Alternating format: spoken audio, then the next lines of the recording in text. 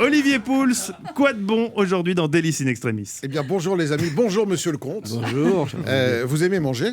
Oh bah, je fais que ça. Ça me rassure, on est au moins 2 autour de cette table.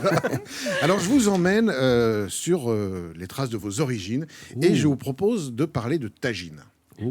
Alors, c'est pas vraiment mes origines, mais, Mais c'est bien tenté, Pouls. c'est marocain, le tagine. Alors, Ah bah bravo. Ah bah félicitations. c'est un plat du Maghreb en général. Excuse-moi, j'étais obligé. Là. Ouais, bien sûr.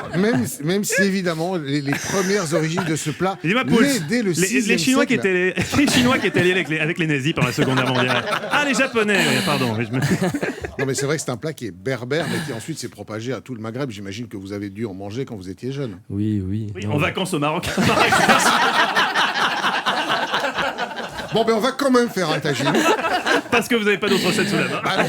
Alors le tagine, Et puis c'est bon le tagine. Bah bien sûr. Alors, c'est en même temps le plat et c'est en même temps surtout l'ustensile qui sert à le préparer. Parlez-nous de cet ustensile. Mais voilà, c'est un ustensile qui est très intéressant. Donc c'est une espèce d'assiette creuse assez grande avec dessus surtout un couvercle en forme conique. Et ce couvercle, il a un vrai intérêt parce que l'idée de cuire le tagine, c'est de le faire mijoter longuement. Et ce couvercle, en fait, il sert à récupérer l'humidité qui s'évapore, ça condense contre le couvercle et ça retombe dans le plat. Et donc, ça permet de garder du moelleux. La sauce. Voilà, de garder de la sauce, de garder du moelleux et de ne pas dessécher les ingrédients qui vont cuire dedans. Donc, si vous êtes prêts, on fait un tagine quand même. Allons-y.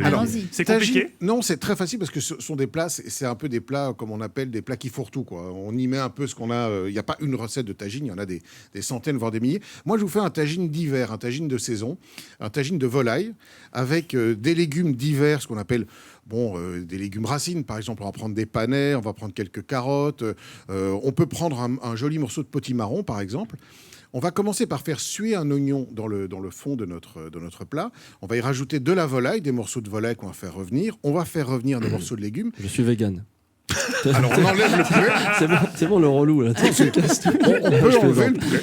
Non, mais je plaisante. Et on va presser une orange. On va rajouter le jus d'orange sur tous ces éléments. On va rajouter aussi des épices, parce que dans le tagine, il faut qu'il y ait des épices, il faut que ce soit relevé. Alors, du cumin, du curcuma, des graines de coriandre, par exemple. Et puis, on va laisser mijoter ça pendant 1 heure, 1 heure et quart, de manière à ce que le poulet soit bien confit, que les légumes soient bien confits. Et vous verrez, ça reste extrêmement moelleux. Voilà, il n'y a plus qu'à passer à table. On peut ciseler un peu de coriandre fraîche juste avant. Et on accompagne ça, par exemple, de semoule qu'on aura préparé sur le côté. C'est très facile, le tagine.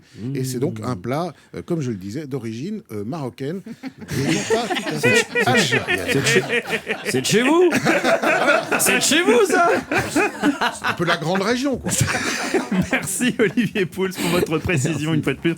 Olivier qu'on retrouve tous les samedis dans la table des bons vivants de Laurent Mariotte à 11h sur Europe 1.